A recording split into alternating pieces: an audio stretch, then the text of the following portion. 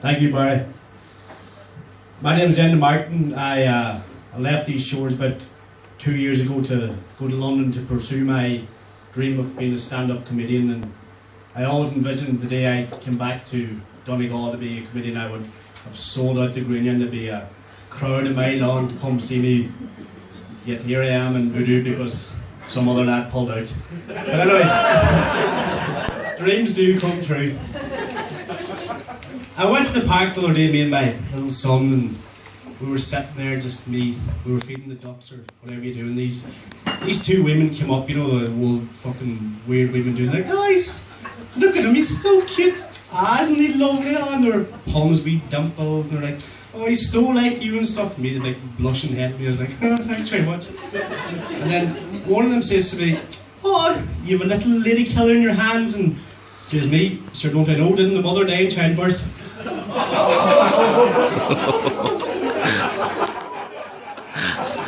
Ah, yes. That's the way it's going to go, folks. If you don't like it, fuck off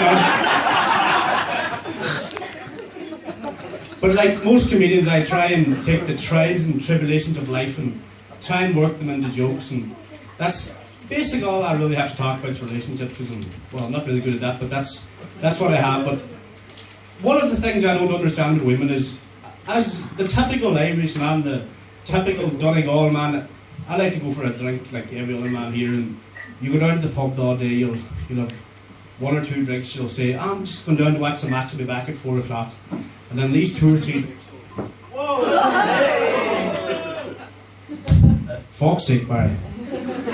Anyways, you go down, you watch the match, and it'll be like, right, I'm down for 2 or 3, I'll be back at 4 o'clock. And then you sit there, the 2 or 3 drinks turn into a bit of a siege, and you're like, fuck it. And then next thing you look at the phone, she'll start ringing.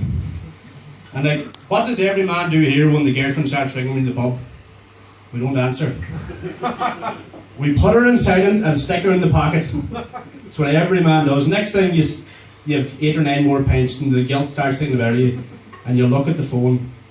You'll have 25 missed calls from herself. You'll go home and she won't fucking talk to you. Is there anybody here in a new relationship that isn't set up? Ah, good man yourself, Peter. How long is it going out? 6.5 years. 6.5 years. If you'd killed her the day you met her, you'd be out now. But we all look back to the start of relationships. Remember the happy days, the real excited days, the days, you vaguely. Are you with him, are you? I can see what you're saying. You've been on a few pounds. But you'd meet someone first, and that initially you couldn't get enough of somebody. You bring them back to the house, and the two of you go to bed, and you're like fucking wild rabbits have been locked up for a month. You get to bed, and the mere touch of your lips would have her vagina wetter than a spastic's jaw. Everybody knows about it, but I see the men going, and they're looking at them going, no. But I came from a long-term relationship, and towards the end of my relationship, I wouldn't have compared to Virginia so much that, to more that of an old oven. It took about 40 minutes to heat up, and by the time it got there, you couldn't be asked putting anything into it. Thanks, man. we all laugh at that there. But somehow I've recently been dumped.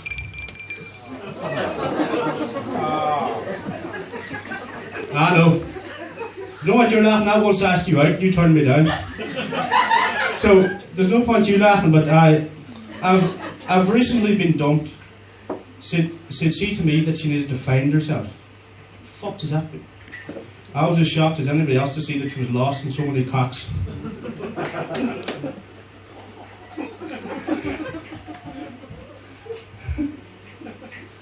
Oh Jesus, that's turned the audience, hasn't it?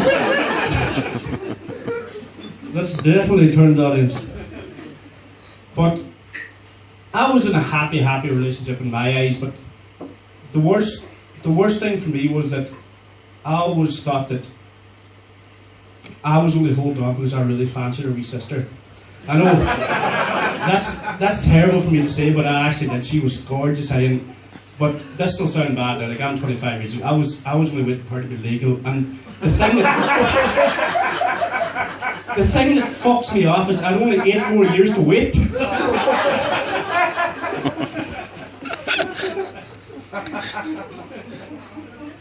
Nobody? Yeah.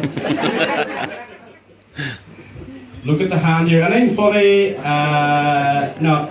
But the other thing that really is weird about being recently dumped for some reason as I am is, you know, when you're in a relationship, you know, a long-term loving relationship, and you've all that bullshit about I love you, you know that there, and then you can sit there. I remember one night, 3 or 4 months ago, I texted my then girlfriend and said, just lay awake all night, watching you there sleeping, rubbing your hair.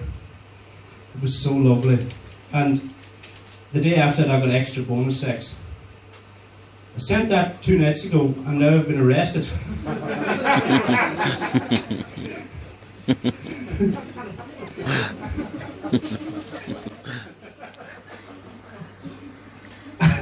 And the other thing, I look back in relationships and think to myself, you know, what a load of bullshit that was.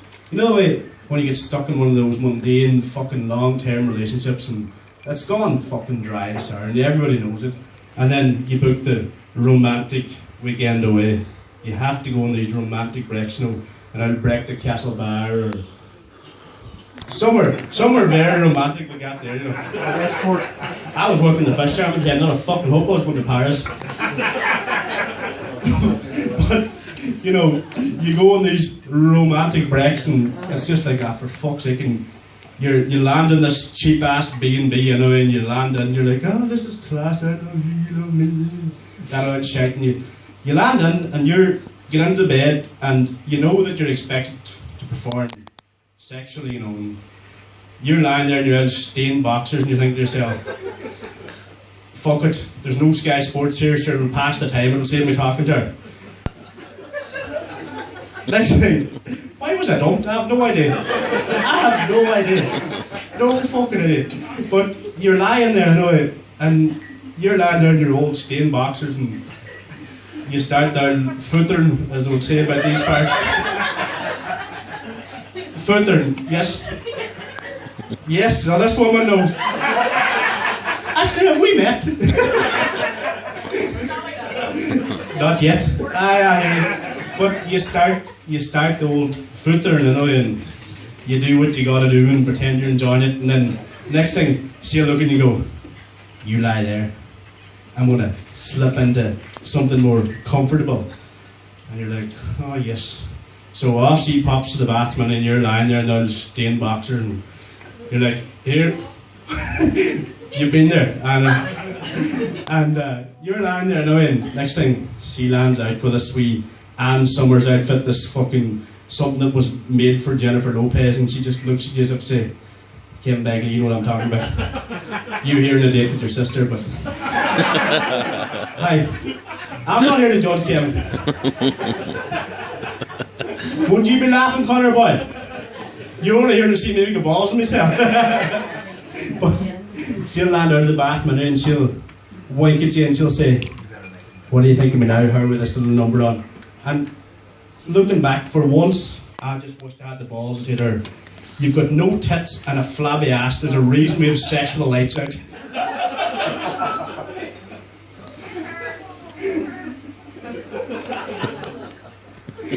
Ladies and gentlemen, I had a 5-minute set tonight, and I think I've said all I had to say. It's been an absolute pleasure playing for you all, and next time I'm here I hope I actually make the promotional picture, Barry. Chance? Thank you very much.